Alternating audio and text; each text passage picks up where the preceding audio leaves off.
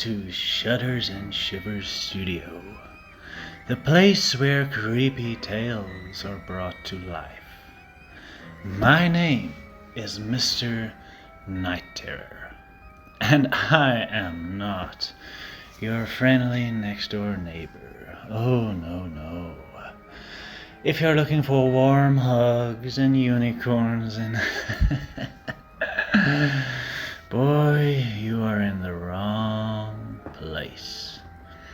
But if it's terrifying tales you hope to find, then get comfortable, because Mr. Night Terror is here to keep it creepy. Let us begin. Promise me you'll keep on living, Mia, he whispered through strained breaths. His lips had lost their color. His eyes still shone bright with love, but shared immense sadness and guilt. He felt guilty for leaving us behind. Even on his deathbed, Evan was selfless. I smiled through my tears and took a deep breath, hoping to breathe him in and keep him with me for a while longer. Evan passed on a Wednesday. The weeks that followed were excruciating. People faffed. Oh, how they faffed. Meals, hugs, phone calls and flowers came with love, but made no difference. Nothing could erase my loss. My son Matthew was my only light in these dark days. I had made a promise to my true love. We would carry on living. The decision to leave our home seemed impulsive to most. Dumb even, although they didn't dare to admit it. Sometimes you just needed to listen to your heart. I knew that this was one of those times. The home I had shared with my husband still smelled like him. The rooms seemed to taunt me, sharing memories of times that had passed. As we drove into the grounds, I felt lighter, fixed somehow. Matthew looked out of the car window and said, "Bird, Mummy, bird, bird." I smiled at him warmly. He had struggles too. Endless nights of screams and nightmares, I suppose. He started wetting the bed again. I hoped that this move would be just as good for him as for me. Mike and Lydia waited on the porch. The house was well lit, open and inviting. I had fallen in love for the third time in my life. But of course, Evan was my first, Matthew my second, and now I truly hoped this beautiful home could be my third. The sale went swiftly. Before I knew it, the home I had shared with Evan was filled with boxes, ready to be shipped to a new beginning. I couldn't wait to start afresh. When Mike had called the week before, I was terrified that he had changed his mind. It turned out he had a favor to ask. "I am worried about my mother's comfort during our move out of state, do you understand?" he said awkwardly. He continued to ask if I would mind her staying behind until they were set up. "She's old and mute, Mia. I promise you'd hardly even know that she's there." I could hear the plea in his voice. I agreed, thinking that a silent old woman couldn't do much harm. In fact, I hoped it would be good for Matthew to have another adult around. Our moving days seemed never-ending. Fortunately, I managed to get Matthew settled early in the evening. The boy seemed exhausted, and he didn't put up much of a fight.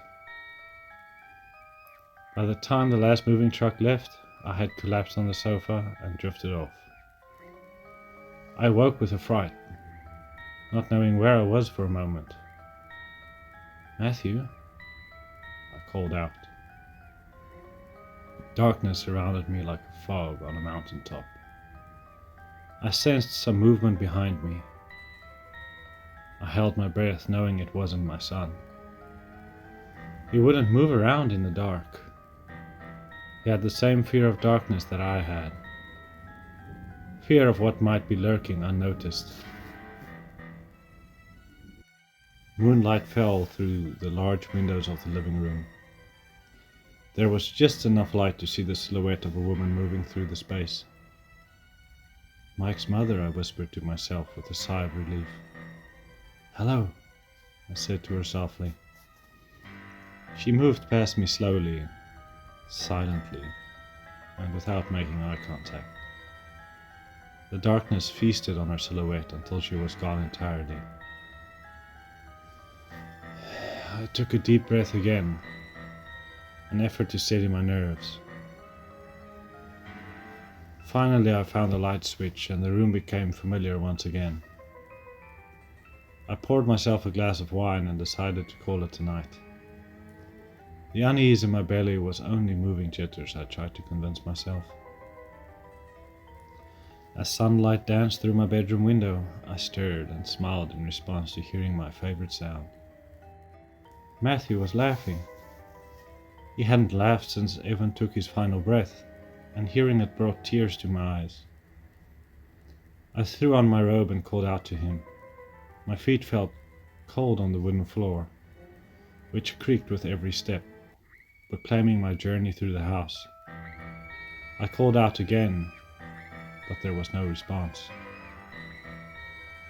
I stopped in my tracks when I noticed Mike's mother's bedroom door was open, and I heard Matthew giggle once more. I braved myself and walked into the room, hoping I looked calm and collected. The room was dark and dusty, unlike the rest of the house. An unpleasant smell filled my nostrils and made my empty stomach turn. Matthew? I said when I saw him sitting on the old woman's bed who faced away from me. Oh, hi, Mummy, the boy answered happily. The woman didn't turn, failing to acknowledge my presence. Come, sweetheart, let's give the lady some time to rest, I said with a smile, hoping neither of them could hear the uncertainty in my voice. He smiled at her and jumped off the bed. It was only when he took my hand I realized that I had been holding my breath all this time. I led my son out of the moldy room and closed the door. Once we were back in the kitchen, I made him his favorite, peanut butter jelly sandwich. Sides off, Mummy, he'd always remind me. I watched him munching on his breakfast with a delight that could only be seen in the young. Carefree, innocent, and unaware. What were you laughing about in the old lady's room, Matthew? I tried to sound nonchalant but failed. She told me her secret, he said in between bites. Unease spread through me like black ink on a white sheet of paper. But she's mute, darling, I said, although the statement felt more like a question, an inquisition. I don't know what that means, Mummy, but she's funny, and she's my friend. She says she's cold again, my son said, taking the last bite of his sandwich. He smiled at me, brown and red stains circled his mouth. She won't be here for long, I thought to myself, and hoped it would be true. The unpacking lay ahead of me like a mountain needing to be tamed. So I started lining up the boxes in the living room. Matthew offered to help, but lost interest very quickly. Every box brought back memories, wrapping of scars that began to heal. I missed my husband more with every item that we shared being unwrapped. I let my tears flow as I worked through what had to be done. It wasn't until I heard Matthew laugh that I realized Mike's mother's door was open again. I could hear him talk happily. I also heard a rhythmic shaking. Tisk, tisk, tisk, between the giggles. Matthew, come here, love, I called when I reached the bedroom door, not wanting to go into the room again. I breathed a sigh of relief when I heard his footsteps on the wooden floor. Mummy, she's cold again, he said when he saw me. The familiar sound of a notification on my phone interrupted my planned response. I needed to tell Matthew not to go into her room again. I'd do it as soon as I checked my phone. A voice note from Mike was a welcome sight. Maybe he was ready to collect his mother. Come, sweetheart, let's go see the garden, I said to Matthew, suddenly needing fresh air. This idea was welcomed with a big smile and a few jumps. Yes, yes, yes, he shouted as he headed out the door. He ran straight for the swing under the big tree in the middle of the garden. It was a beautiful sight. Lush green gardens spread as far as the eye could see. Picturesque. Home. I smiled at my son and felt thankful. Then I remembered Mike's message. I played it at full volume while enjoying the natural scenery that spread before me. Hiya, Mia. I hope you guys are settled and that the move went smoothly yesterday. I wanted to thank you for being willing to care for my mother. Your generosity is heartwarming. But I'm glad we decided to bring her along. She's been magnificent with the move. I didn't hear the rest of the message as the phone fell to the ground. I turned and noticed Matthew was no longer outside. The door on the porch stood wide open. I ran into the house, hysterically calling my son's name. I knew where I'd find him. Call it a mother's intuition. The door to the mysterious woman's room stood open once again.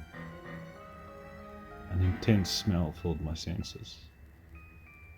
Something unwelcome, dangerous, a poison ready to consume everything in its path. Matthew sat on her bed. She was facing away from me once again. Tisk, tisk, tisk, the thumping went. It seemed to get louder and louder until it was nearly deafening. Matthew, come here right now, I screamed, although my voice sounded small and pathetic. But she's cold, Mommy, Matthew replied, looking only at the woman. She is so tired of being cold, he said. His voice sounded unusual. Tisk, tisk, tisk. The noise was coming from his little hands. Within them he held a box of matches. Matthew, come. I pleaded now and felt unable to move any closer to him, as if there was an invisible shield keeping me from my most treasured.